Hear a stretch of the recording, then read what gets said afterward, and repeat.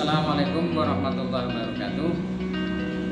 Selamat pagi peserta MPLS masa pengenalan lingkungan sekolah di SMA Al-Ma'arif Demak. Perkenalkan, nama saya Supriyadi SAG SPD dan saya mengampu mapel PPKN Pendidikan Pancasila dan Kewarganegaraan dan mengampu mapel Pendidikan Akhlak kelas 10, 11 dan kelas 12. Perlu kalian ketahui alamat saya Kauman Gang 2 RT 3 RW 1 Bintoro Demak dekat alun-alun Demak atau Simpang 6 Demak. Selamat bergabung di SMA Al-Ma'arif Demak bagi siswa kelas 10. Hari ini saya akan menyampaikan materi tentang kesadaran berbangsa dan bernegara dan pendidikan anti korupsi. Silakan simak materi berikut ini. Kesadaran berbangsa dan bernegara. Di era globalisasi ini banyak tantangan bangsa negara kita. Namun kesadaran berbangsa dan bernegara sudah selayaknya rakyat dan pemerintah untuk bersama-sama memberikan pemahaman bagi rakyatnya, khususnya kaum muda. Pemerintah ikut bertanggung jawab mengemban amanat untuk memberikan kesadaran berbangsa dan bernegara bagi warganya. Bila rakyat bangsa Indonesia sudah tidak memiliki kesadaran berbangsa dan bernegara, maka ini merupakan bahaya besar bagi kehidupan berbangsa dan bernegara. Mengingat kondisi bangsa kita sekarang merupakan salah satu indikator bahwa warga bangsa Indonesia di negara ini telah mengalami penurunan kesadaran berbangsa dan bernegara. Hal ini bisa kita lihat dari berbagai daerah sering bergejolak, di antaranya tawuran antar warga, perkelahian pelajar, ketidakpuasan terhadap hasil pilkada, perebutan lahan pertanian maupun tambang dan lain-lain.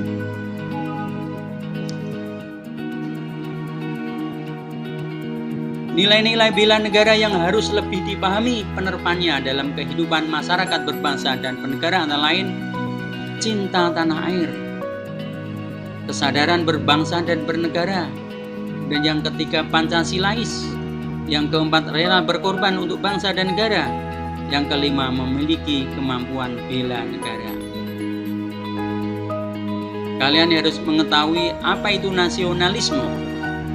Nasionalisme adalah suatu paham kebangsaan yang tumbuh karena rasa cinta kepada bangsa dan negaranya, serta menempatkan segala kepentingan bangsa dan negara di atas kepentingan pribadi atau golongan. Adapun ciri-ciri nasionalisme, diantaranya satu, mencintai bangsa dan tanah air Indonesia. Yang kedua, rela berkorban demi bangsa dan negara. Yang ketiga, bangga berbangsa dan bertanah air Indonesia. Yang keempat, menempatkan kepentingan bangsa dan negara di atas kepentingan pribadi dan golongan. Adapun prinsip nasionalisme, diantaranya menghormati kedaulatan masing-masing negara, tidak mencampuri urusan dalam negeri negara lain, hidup berdampingan secara damai, kemudian yang terakhir kerjasama saling menguntungkan. Tantangan yang dihadapi bangsa Indonesia pada masa era kemerdekaan yang saat ini era reformasi selalu mengalami perubahan sehingga wujud nasionalisme juga berubah. Saat ini bangsa Indonesia sedang berada pada masa transisi global. Globalisasi sudah terjadi. Namun akan tetapi belum semua orang banyak Indonesia siap dengan globalisasi tersebut. Adapun tantangan globalisasi, sikap rasa nasionalisme yang harus ditujukan bagi bangsa Indonesia adalah yang pertama, meningkatkan iman dan takwa kepada Tuhan Yang Maha Esa. Yang kedua, mengutamakan persatuan bangsa Indonesia. Yang ketiga, menegakkan hukum. Yang keempat, memberantas kemiskinan. Dan kelima, meningkatkan kualitas sumber daya manusia. 4 hal yang harus kita hindari dalam memupuk semangat nasionalisme adalah: yang pertama, sukuisme. Apa itu sukuisme? Sukuisme itu menganggap suku bangsa sendiri yang paling baik.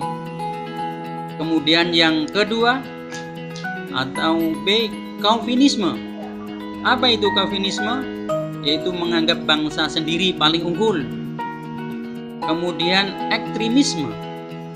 Ekstremisme itu sikap mempertahankan pendirian dengan berbagai cara, kalau perlu dengan kekerasan dan senjata. Kemudian yang keempat, provinsialisme, yaitu sikap selalu berkutat dengan provinsi atau daerah sendiri.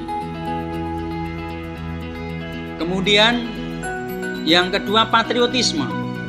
Apa itu patriotisme? Patriotisme itu berasal dari kata patria yang berarti tanah air. Kemudian berubah menjadi patriot yang artinya seorang yang mencintai tanah air. Jadi patriotik adalah orang yang cinta pada tanah air dan rela berkorban untuk mempertahankan negaranya. Apa itu ciri-ciri patriotisme? Di antaranya: 1. Cinta tanah air. Yang kedua, rela berkorban untuk kepentingan bangsa dan negara. Yang ketiga, menempatkan persatuan, kesatuan, serta keselamatan bangsa dan negara di atas kepentingan pribadi dan golongan. Yang keempat, berjiwa pembaharu. Yang kelima, tak kenal menyerah. Dan yang keenam, sanggup membela kebenaran dan keadilan.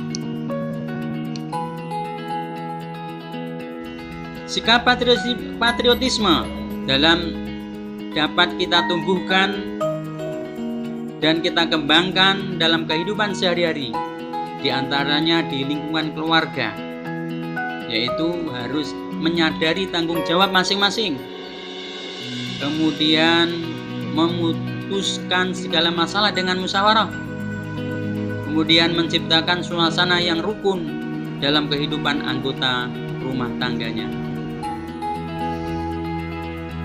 Yang di lingkungan sekolah, mengembangkan pergaulan, kemudian mengembangkan sikap saling membantu sesama teman, kemudian mentaati tata tertib sekolah, kemudian mengutamakan kepentingan bersama atau umum, kemudian menumbuhkan semangat persamaan.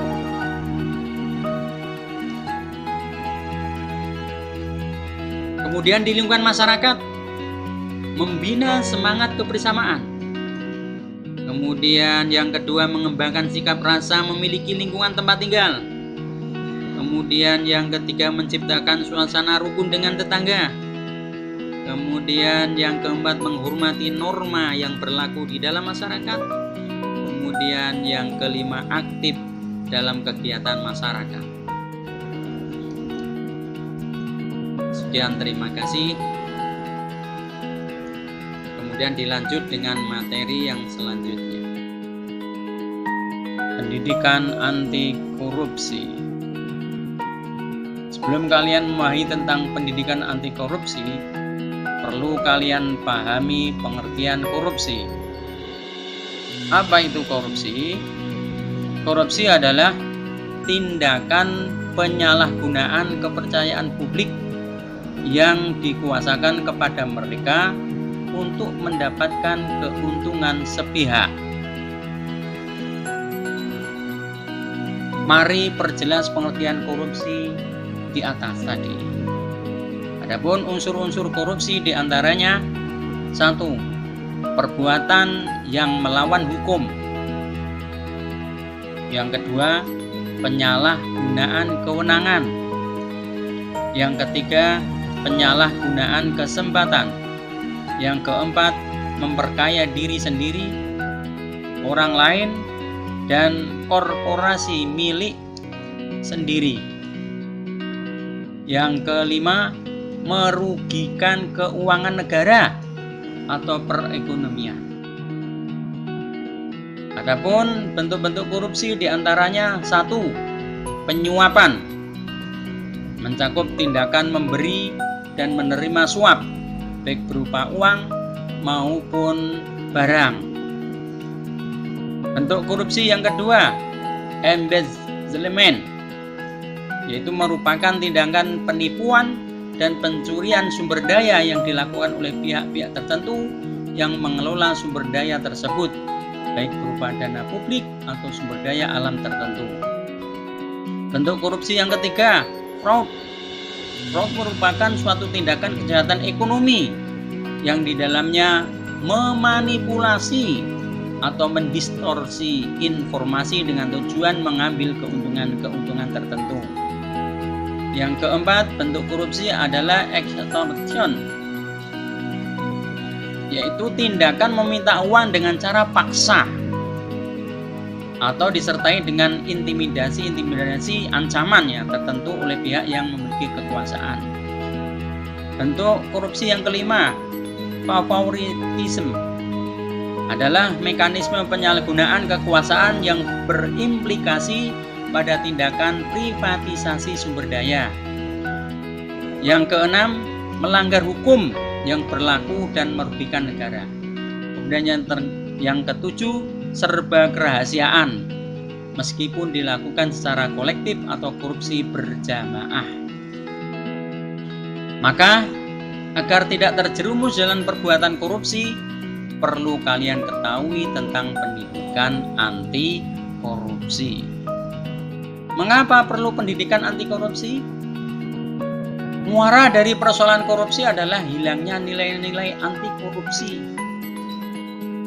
Maka agar nilai-nilai anti korupsi itu bisa tumbuh dalam diri seseorang, orang tersebut perlu mengetahui pendidikan anti korupsi.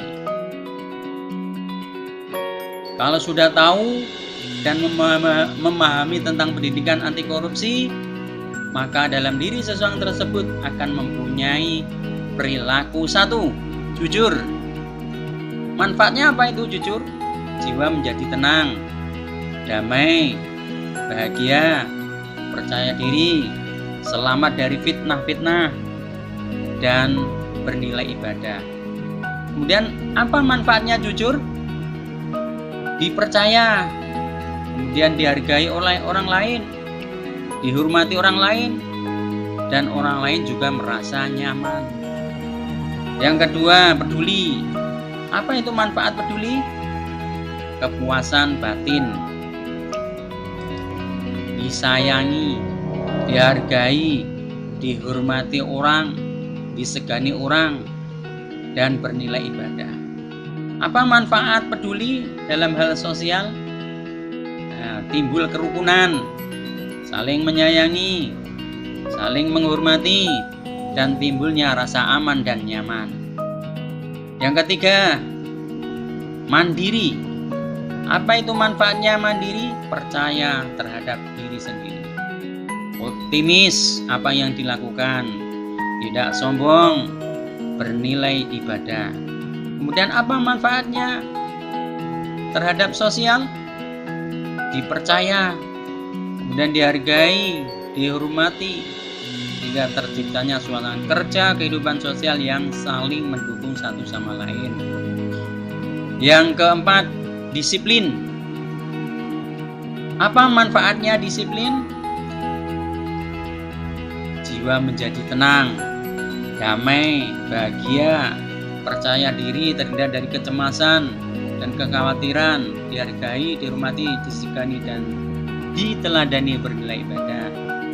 Apa manfaatnya dalam hal sosial kehidupan yang teratur, harmonis, saling menghormati dan saling menghargai. Demikian materi pendidikan anti korupsi, mudah-mudahan kelak bisa bermanfaat bagi kalian semua. Terima kasih. Wassalamualaikum warahmatullahi wabarakatuh.